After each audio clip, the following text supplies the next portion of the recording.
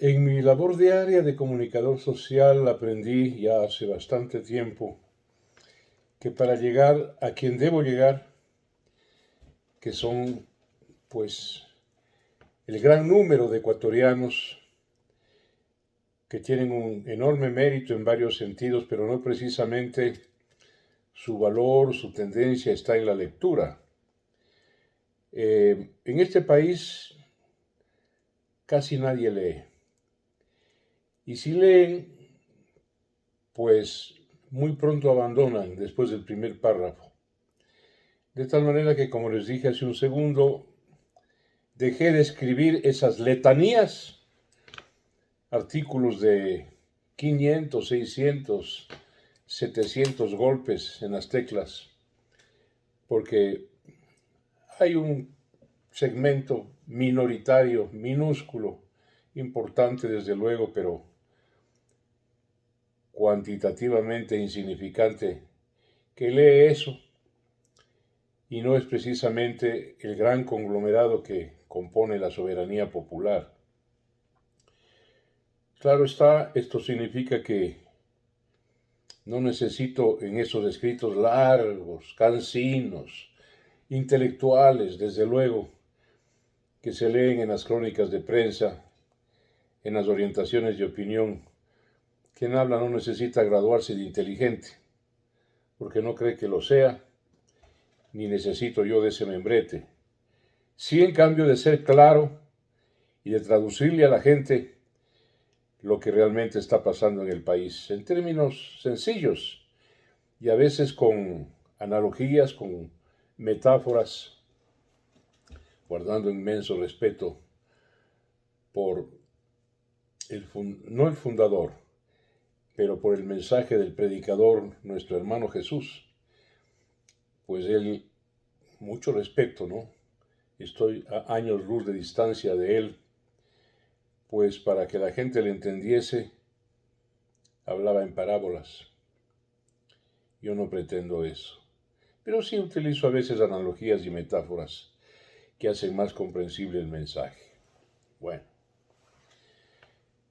estoy empeñado en recordarles a ustedes lo que bien saben, que lo que vive en general América Latina y el país ecuatoriano no es una democracia. La democracia es una ficción, es un cuento chino, es un enorme engaño y una demagogia y una mentira que se repite una y otra vez cada 4 años en las campañas electorales. La democracia, la democracia, la democracia. ¿Qué democracia? ¿Qué democracia si el poder público en general se circunscribe a grupos de vivos, de sapovivos, que llegan al poder a hacer fortuna, a robar? Mientras la gran clase media ecuatoriana tiene que trabajar, verse en el espejo y desearse, porque no tiene recursos o los que tiene no le alcanzan, no hay empleo, no hay trabajo, la inseguridad cunde. Eso no es democracia. La democracia es para el usufructo de unos cuantos vivarachos insertados en los llamados partidos políticos, en donde caudillos, hegemonas, dueños de los partidos son los que deciden todo. Bueno, ya tenemos en la historia varios ejemplos de esto. En una entrega anterior puse como excepciones a don Galo Plaza, al doctor Velasco en lo personal, aunque él no sé si se daba cuenta que estaba rodeado a veces de comparsas de pillos y de delincuentes. Al doctor Camilo Ponce Enríquez, que no llegó al poder para enriquecerse. Evidentemente al señor general Guillermo Rodríguez Lara. Él y su gobierno fueron un dechado de virtud, de honestidad y de avance institucional inclusive con el general Rodríguez. Pero bueno, puedo poner ejemplos de lo contrario, los dos últimos, Correa y Moreno. En Correa no voy a insistir porque ya sabemos, ¿no es cierto?, el rango, el calibre, el calado de pillo, delincuente y ladrón que es Correa, hoy en día millonario. Y ya sabemos en qué terminó disculpen el término porque no es muy humano que lo diga, este pobre diablo de Lenín Moreno Garcés. Voy a poner a ustedes en la memoria nuevamente este sujeto, para que vean para qué sirve la democracia y a quién sirve la democracia. Y Correa y Moreno no son los únicos, hay otros más. Moreno vivía en un barrio de clase media, en una vivienda más bien modesta, en el sector de la Iglesia de la Concepción. Tomaba el bus conjuntamente con su mujer, no tenía todavía vehículo propio. Vendía enciclopedias, vendía libros. De eso vivía Lenín Moreno. Después apareció, de esto doy fe, con una agencia de viajes de medio pelo en la calle Foch, en el barrio de la Mariscal de Quito, a la capital de la República.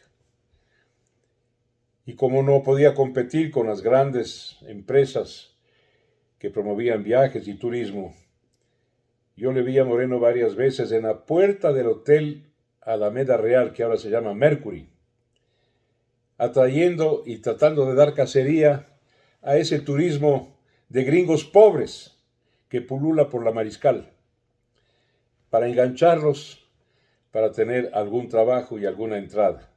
Ahí, en la puerta. Era una especie de llamador, él mismo, en persona. Eso no está mal, es un trabajo decente, que lo encumbra, lo dignifica. Yo no estoy condenando eso. Condeno que de eso pasó a ser millonario. Ese es el asunto aquí. Más tarde, comunista que era, siempre fue comunista, sin entender el comunismo, Lenín Moreno, pues fue llevado de la mano de este corrupto hermano o camarada Juan Gustavo Larrea al Ministerio de Gobierno, cuando el ministro de Gobierno era Fran Vargas Pasos, ministro de Bucaram, y el subsecretario era este Gustavo Larrea. Allá Larrea, el camarada Larrea, le llevó al camarada Moreno como director administrativo del Ministerio de Gobierno. Y pues, cuando se suscitó en el mes de febrero del año 95, recuerden la caída de Bucaram, se le acusó a Moreno, director administrativo del Ministerio de la Política, ser el hombre del maletín, que llegaba al Congreso Nacional a tratar dice que le vieron con maletas de dinero, tratando de comprar la voluntad de los legisladores para que no le votasen al loco Bucaram. Esa es la historia de Lenín Moreno. Lenín Voltaire, Voltaire con B alta. Pobre Lenín. Lenín Voltaire Moreno. Bueno, también soy testigo de haberlo visto con estos ojos, subiéndose con su mujer a veces solo, cuando no le había caído la desgracia de la paraplegia, subirse al bus Marinco Tocollao en la Avenida de la Prensa. Más tarde ya sabemos, Correa, que escogía siempre a subproductos mentales, intelectivos, intelectuales. Arauz fue uno de ellos, y todo su séquito de gabinete, recordarán, unos pobres diablos, y ellas también, pobres diablas. Le escogió a Moreno por dos razones. Porque creía que jamás le iba a ser sombra un tipo de tan pobre condición y nivel como Lenín Moreno. Le escogió, y además para atraer la conmiseración de este pueblo nuestro querido y noble, que es un pueblo mamitico. Una de las condiciones que define al pueblo ecuatoriano es el mamitiquismo. Mamitico, mamitico. En silla de ruedas. Fue una silla de ruedas realmente la que escogió en el fondo el pillo delincuente de Correa para afianzar y prolongar su poder, cosa que no pudo, como bien sabemos ahora. Pero bueno, poniéndoles este ejemplo de a quién y para qué sirve la democracia, esta ficción de democracia, paso a hechos actuales. La presidente de la Asamblea Nacional, Guadalupe Llori, ha pedido una acción de protección constitucional, pues para que no le voten. Este es el incidente, sin importancia, es un hecho, suelto. En el fondo es una lucha a dentelladas, a zarpazos de los partidos políticos por hacerse del control de la Asamblea. ¿Para qué? Para a su vez hacerse de el dominio de la dirección de los organismos de control. Esencialmente Contraloría del Estado, superintendencias de bancos, de compañías, Instituto de Telecomunicaciones que tiene a su cargo el fenómeno electromagnético, el radioeléctrico del Ecuador, la Fiscalía, la Procuraduría del Estado. Esa es la lucha. Hacerse del dominio del Congreso, de la Asamblea, para a su vez, nombrar a su gusto y gana esa institución fascista, mentirosa, el Consejo de Participación Ciudadana. Aquí me detengo para hacerles de acuerdo de algo. ¿Cuál sería el antídoto para que la democracia funcione?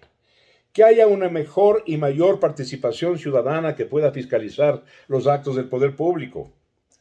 Pero el fascismo, el socialismo, son lo mismo, pues se inventó este Consejo de Participación Ciudadana de origen leninista. Surgió en 1919 en Rusia. Fue trasladado a la Europa comunista, Alemania Oriental, más tarde a Cuba, luego a Venezuela, a Nicaragua, a la Argentina, a Bolivia y también acá. Un Consejo de Participación Ciudadana que de participación ciudadana no tiene absolutamente nada. Son 7, en general, pobres diablos que van allá a recibir las órdenes del caudillo. Y es el Consejo de Participación Ciudadana el que nombra, el que designa los organismos de control que acabo de mencionar. ¿Y para qué? ¿No se ha preguntado para qué? Para que el poder pueda hacer de la suya sin fiscalización, sin auditoría, sin supervisión, sin fiscalización. ¿Y para qué? Ustedes son gente inteligente, no necesito yo responderles. Para robar. Para robar impunemente e impúdicamente. Esa es la lucha en la Asamblea. Y ha sido crónicamente la lucha en los congresos. Doy fe de eso. Soy testigo de cargo. Pero agudizado con el socialismo del siglo XXI. Esa es la lucha actual. Una pelea a dentelladas, arañazos, para hacerse del Consejo de Participación Ciudadana y Control Social, que a su vez nombra, designa los organismos de control para que no controlen nada y le permitan al poder público, ¿no es cierto?, y a sus jerarcas y a sus círculos, a sus comparsas, robar sin control y sin supervisión.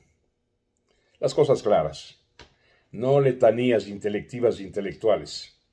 Traduciendo a mi querida audiencia lo que realmente sucede cuando se ven las cosas más allá de las narices y por encima de las apariencias. Un abrazo para todos.